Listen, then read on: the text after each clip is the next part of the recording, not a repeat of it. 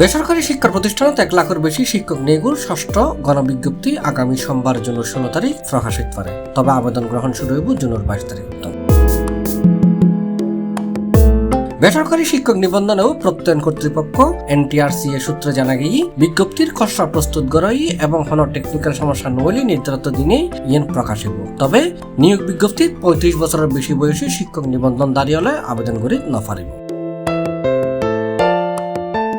একই সাথে যারা নিবন্ধন সনদের মেয়াদ 3 বছরের বেশি তারাও আবেদন করি নফারিব।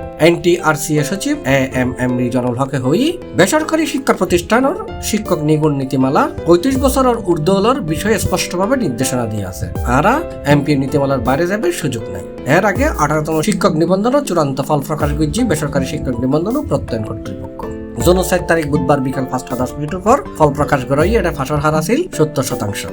এর আগে 2023 সালের নভেম্বর 2 তারিখ 18তম শিক্ষক নিবন্ধনের বিজ্ঞপ্তি প্রকাশ করছিল NTRCA। এ পর্যায়ে রেকর্ড সংখ্যক প্রায় 19 লাখ প্রার্থী আবেদন করছিল। প্রিলিমিনারি পরীক্ষা অনুষ্ঠিত হইল 2024 সালের 15 মার্চ। এরপর গত অক্টোবরের 14 তারিখ লিখিত পরীক্ষার ফল প্রকাশ হয়, যেটা 83,865 জন উত্তীর্ণ হয়ে ফাঁসর হার আছিল 24%।